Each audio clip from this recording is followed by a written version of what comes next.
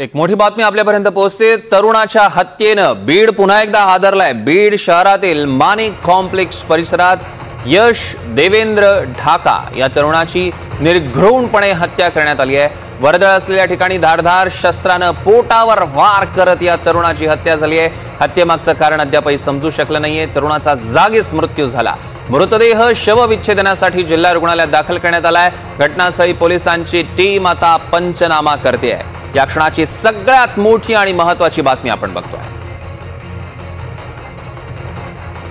या क्षणाची एक मोठी बातमी आणि तरुणाच्या हत्येनं बीड पुन्हा एकदा हादरलेला आहे। आपण बघतोय बीडमध्ये अशा पद्धतीच्या घटना वारंवार घडतात। आकाश सावंत आपले बीडचे प्रतिनिधी आपल्या सोबत जोडले गेले। आकाश,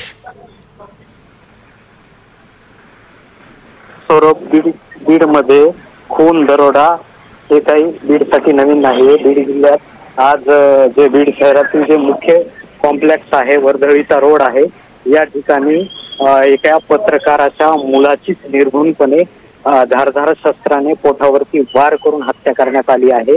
या घटनेमध्ये जो तरुण होता तो या हल्ल्यामध्ये गंभीररित्या जखमी झाला आणि घटनास्थळी जागेवरती त्याचा मृत्यू झाला। या घटनेने संबंध बीड शहर हादरला आहे। तर घटनास्थळी पोलीस दाखल झाले असून पोलिसांकडून पंचनामा या घटनेचा सुरू आहे आणि आरोपी जे आहेत आरोपी घटनास्थळाहून फरार झाले आहेत आणि पोलीस आता शोध घेत आहेत आणि मृतदेह जो आहे शवविच्छेदनासाठी बीडच्या जिल्हा रुग्णालयात दाखल करण्यात आला आहे।